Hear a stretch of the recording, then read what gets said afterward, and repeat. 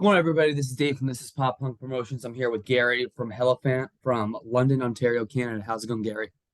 Going well. How's it going with you, Dave? I'm doing great. Really appreciate you, man, Good. coming on and chatting up a little bit. Let's dive right into it. So, when and Yeah. how did you guys form? I started the band years ago with a buddy of mine. Strangely enough, I live in London, Ontario, and I ran into a guy that we used to travel in the same circles back out of the Oshawa Pickering area. We were actually playing ice hockey, and he just kind of recognized me, and I recognized him. And over the years of playing, we kind of said one day he just said, we should get together and write some music. And I was like, yeah, let's do it. So I went to his place. He had a little studio. He's normally like, he does a lot of DJ work. So we went over, I took my gear, and we just kind of noticed we clicked really well as writers.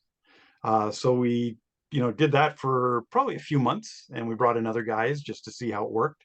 And then we decided, like, let's do a band. So I went and found a rehearsal space for us, which I still have today.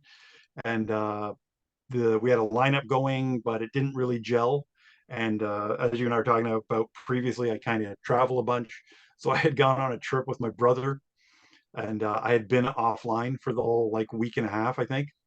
And I got home and I got I got to the airport and tapped into a Wi-Fi signal, and my phone just exploded with like all the craziness going back and forth. And anyways, what ended up happening is my buddy Matt ended up leaving, and then the other guys ended up leaving. And through a mutual friend of other people, I ended up getting meeting Chris, my bass player, and the same gentleman introduced me to Scott, who's our drummer. And the three of us hit it off, and we had a different lineup. It was like Chris, Scott, and I, and a friend of ours, Jordan. And he played with us for a bit. And then Jordan had other things going on in life, so he left. And then my buddy that I knew just through working, he's one of my suppliers for my shop, uh, heard we were looking for a guitar player and sent me a message and asked if we minded if he came out. And the tryouts had been kind of just weird. Like guys would come out, and I know I'm getting really deep into the question, but guys would come out and they thought they could just do it. Like, oh, it's easy. And they don't realize that there's a lot of intricacies in the rhythms of the songs. So it wasn't going well. And Jay came out and basically nailed it the first day. Uh, Knew everything, played all the solos that were already recorded by Gus, and then just got along with us really well. And we were just like, wow, this feels really good. So that's where we're at now. So yeah, that's basically the whole story of the band in like 3 minutes. That's Uh, awesome. yeah, and it's yeah, it's been good. We're having a good time. So that's the main thing for us. Hey, I It's a mean, if weird we're world not out having there. a good time, I mean, that'd be kind of a problem.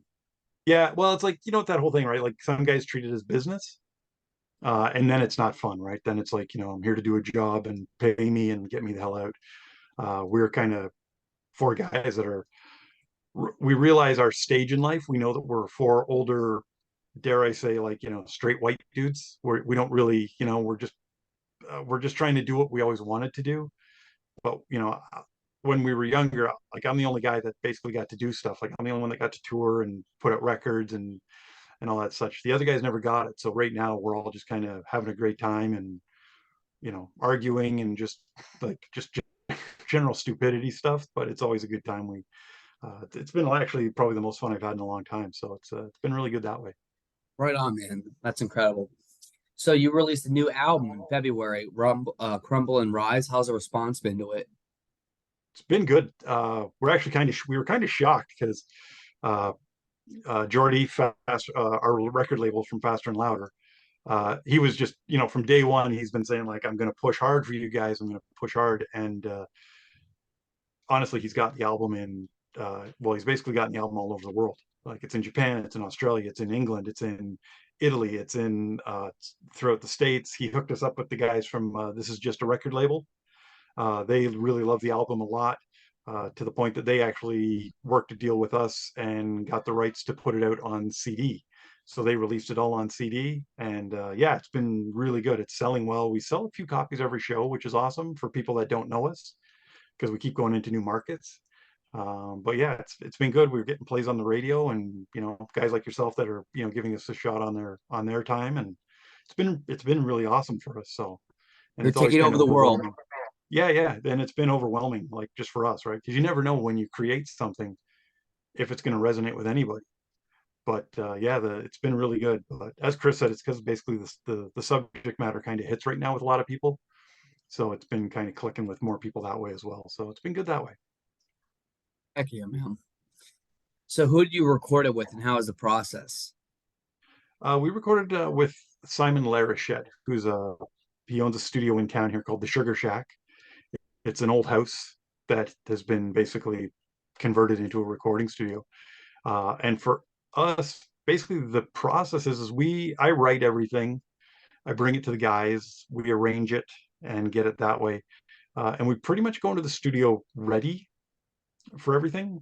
And then with Simon, we did uh, bass and drums live off the floor, and a couple scratch guitar tracks and a scratch vocal. And then once Chris and Scott have their parts down and we're happy with it, and we've done our doubling, our layers and what we want, they're done. Like those guys just take off and go live life.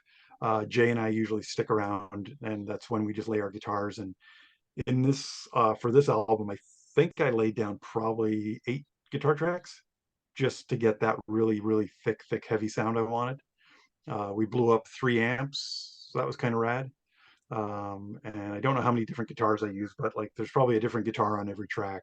Just going through my arsenal, just like, let's hear what this sounds like. And then the vocals, that's just me doing what I do and layering that. And then Simon was awesome because we had only met him once, but he became actually quite familiar with the band. So he had some really good ideas and some good insight, and I just kind of, for the first time in my life, just kind of let go of the reins and said, yeah, let's try it, so it was actually quite a relaxed process for once in my life, because normally I'm like that guy that's like, it's got to be this, it's got to be that. And this time I was just like, you know what, it's not that important to stress out about. And when it came to mixing, it was the same thing. I just handed it over to Simon.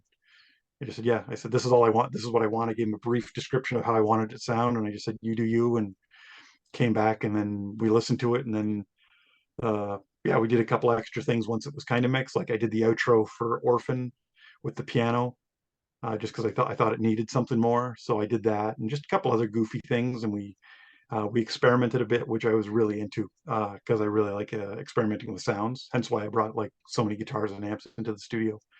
But yeah, it was pretty much just we let him steer the ship, and I put my trust in him to say, like, this is out, can you try this? Let's layer that, or let's try harmony here. And yeah, it was really a good experience. We liked it so much. We're going back on this coming up Wednesday. We're going back to record a cover song, so we're pretty stoked on that part. So, but we could only do it if he was able to do it. So it's a really good setting, because you just walk in the door and you just feel like you're just relaxed, right? So again, it's not a sterile environment, so it helps the process a lot, especially for thinking, because I think a lot. I feel like for a process like that, you would have to be like very relaxed, like physically and mentally. Hmm.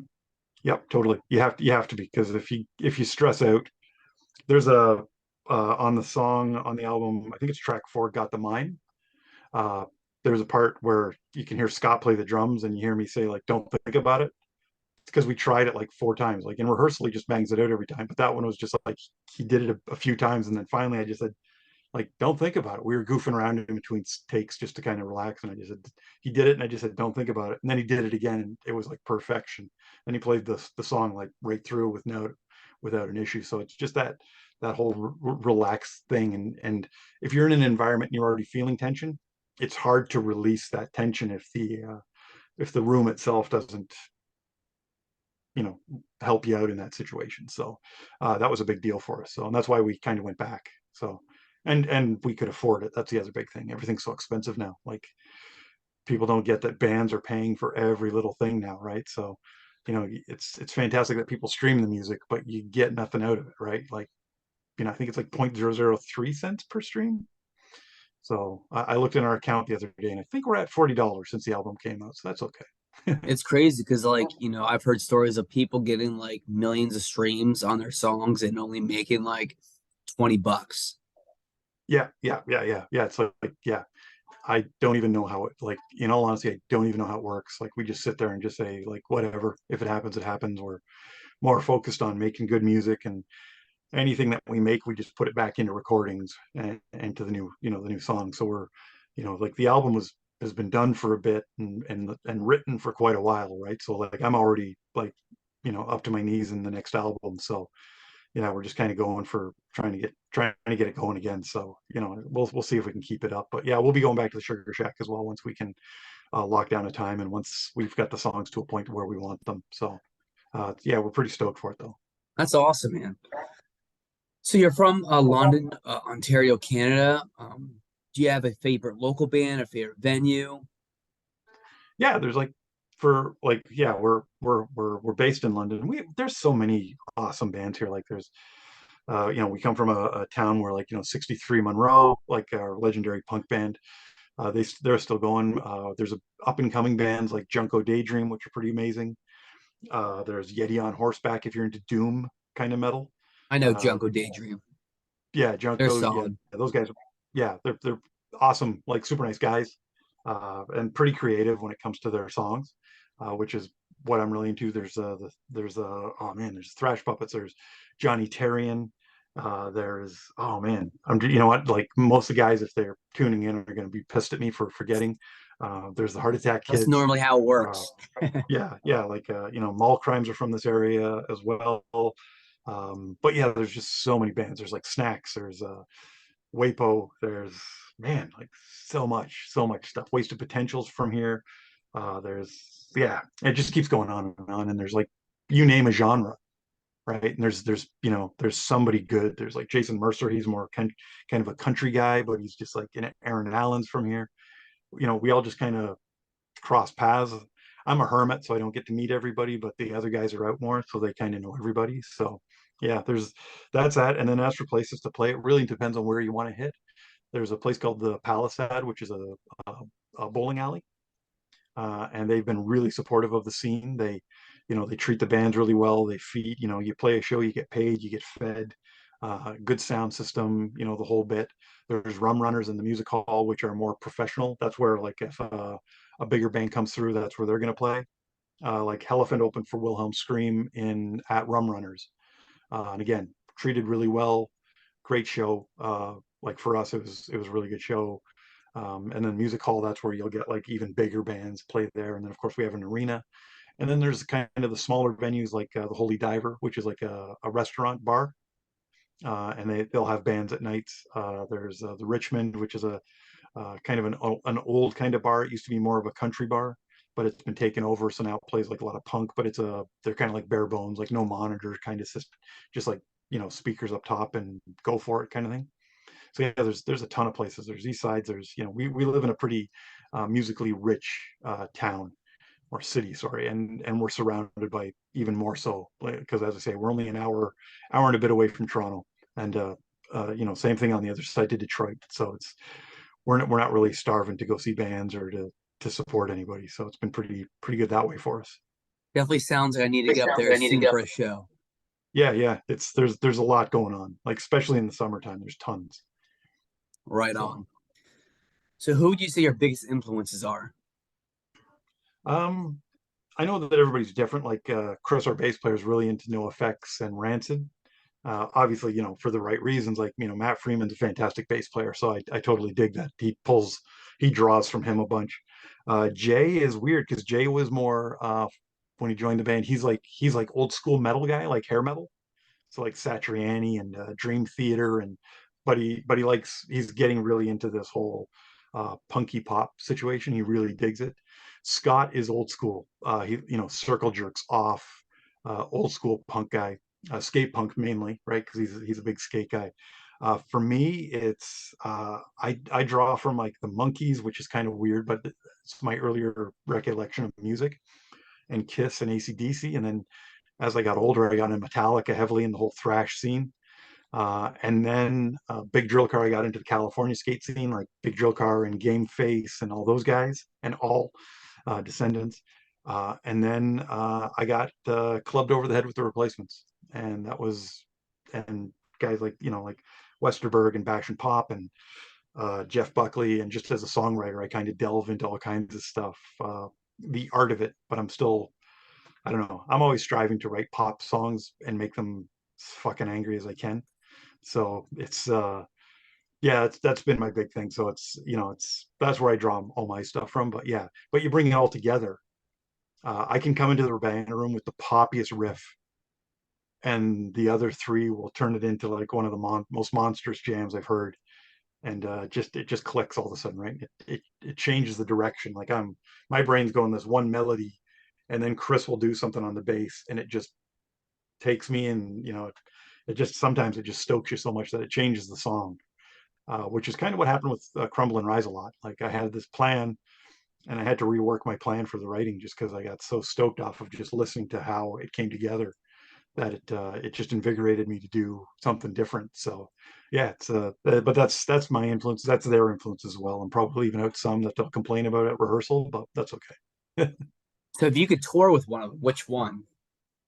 Oh well, man, that's a good question. Most of the bands I love don't even play anymore, right? So, and you know what? You can I still think I'd go with love. one of them.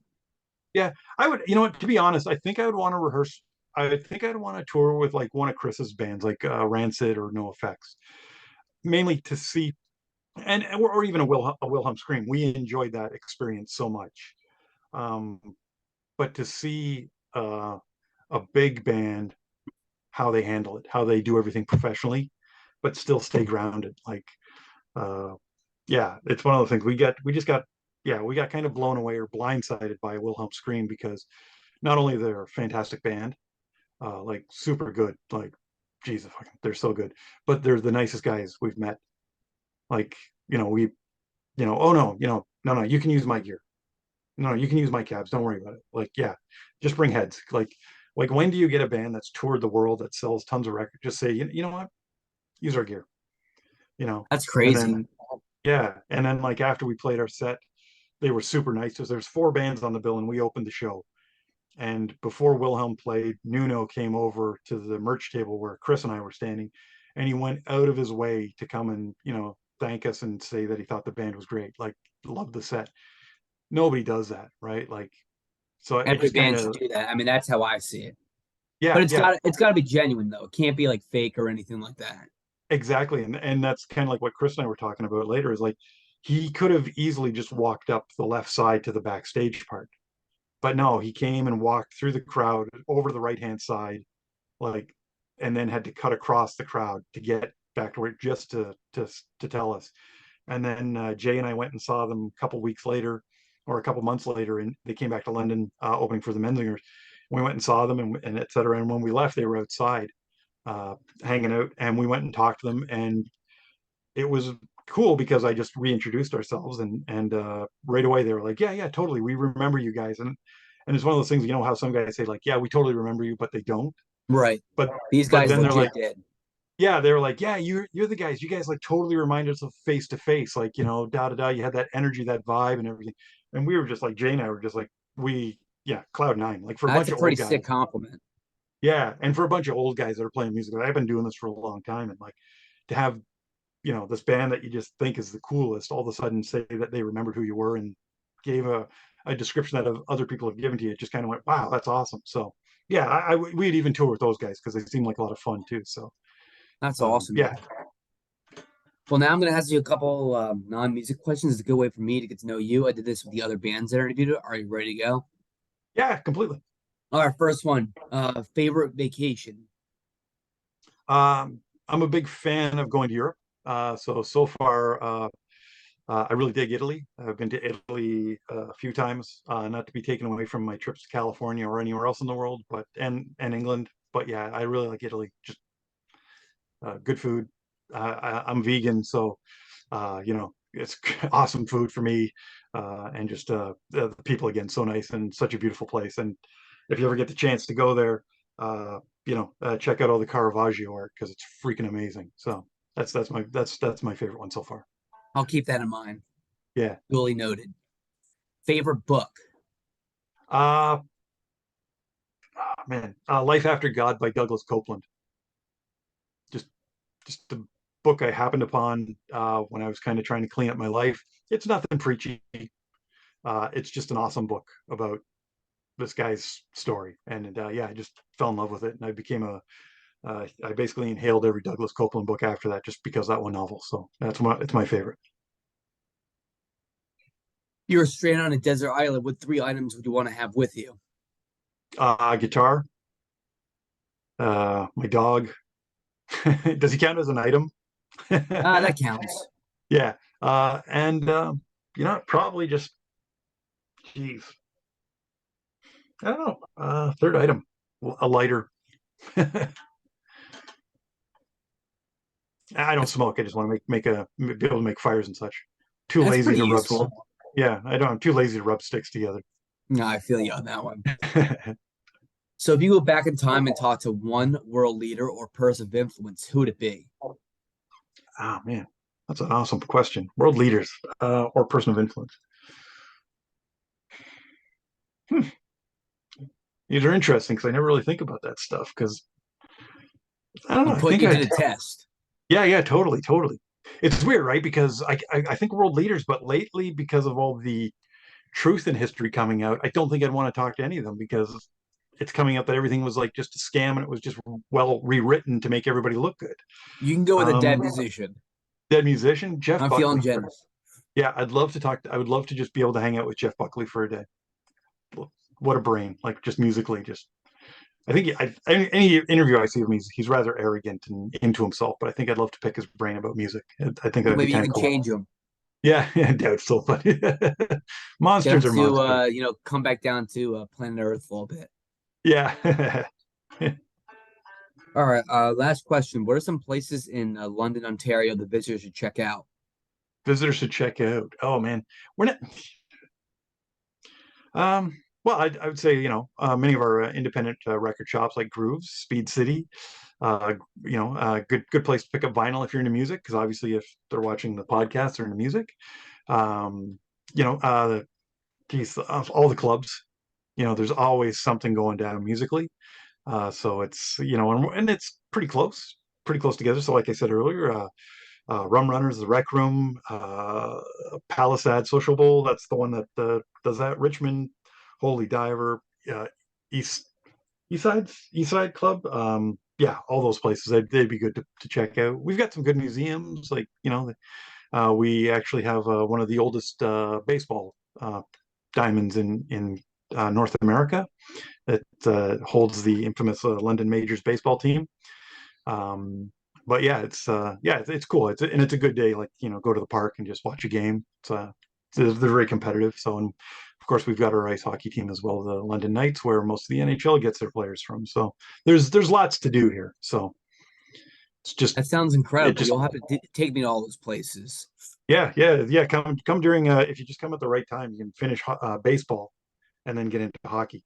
And yeah, it's pretty awesome. But yeah, Yeah, and it's sign me weird up for that. because yeah, and it's weird because for most of us that live here, it's kind of just sterile because we're used to it.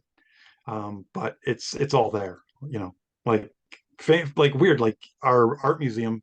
One of our museums, Steve Martin has been here just to come see the art because there was a piece of art that he's never seen before. So he flew in. I'm just like, that just blows me away. And Huh. the Beeb is from a couple towns over. So it's, and Ryan Gosling and oh man, Rachel McAdams are all from around the area. So for a while there, it wasn't unusual to see them at, you know, shopping at a mall or downtown at the Christmas tree lighting and stuff. So little weird things like that. It's a weird town. I didn't know it when I moved here. That it was like, I just came here because my wife was coming to school and I was tired of being where I was from the whole music thing. I was just exhausted. So I came here to live and got here and just kind of fell in love with the area. And then just as time's gone on, just to see how many famous people have come from here or from the area, and just how many people are here all the time. Like it's kind of rad. Like it's a neat little place. So yeah. So if you ever come, let us know. We'll give you some hospitality. Absolutely. Well, I really appreciate you, man, coming on and chatting it up a little bit, and the support means the world to me. Oh, hey, same thing here, man. Like it's kind of like that thing, right? It's a new world for everybody. From guys like yourself doing podcasts and streams to bands like us. Like, we're dinosaurs, man. Like we're from the world where it was always vinyl and then CD and cassette. Now we're in a world where everything is streamed, and there's before, to get your record out, it was a big deal, but now everybody can record in their basement. So we're appreciative of all the guys like yourself helping us out, and everything else. And I can blather on for decades about the industry, what I like and what I don't like. So it's always good. You're just gonna have to run that back. Bring back the CDs, bring back the vinyl, bring back the iPods and all that. Yeah, yeah, totally. Well, you know what the funny part is we did vinyl for the album, we did cassette, and then Jonathan and the guys put it out on CD. And I keep joking that we're going to drop A track next. So, that's for the 60s guys, but I don't know if they'll have a player, but who cares? It'd be just pretty funny to see one. So I'll be working on it. All right, man. Well, I really appreciate you again coming on, chatting up a little bit, and I hopefully you have a great night. Yeah, you too. Oh, also, and one more thing. So for the people that are gonna watch this interview later, where can they find your music at? You can go to a Bandcamp and look up Faster and Louder Records. Jordy is basically the label. He's got it all streaming, or you can buy it there. You can find us on Spotify. Easy to tell we're the ones with the angry elephant looking thing. And of course, www.hellaphant.ca is our website. And yeah, and we're on Instagram with Hellaphant. I think it's just Hellaphant Band on Instagram and Hellaphant Rocks on Facebook. And yeah, we're pretty active on it. Like we respond to all the messages and everything like that. So yeah, we can get us there. Do what the We're pretty man active. says. Go to those Yeah. websites, check them out, support them, buy merch, buy music. Yeah, we appreciate it very much. Thank you very much. Of course. Well, hopefully you have a great night. We'll be in touch. Cool. Thanks. See ya. Talk later on.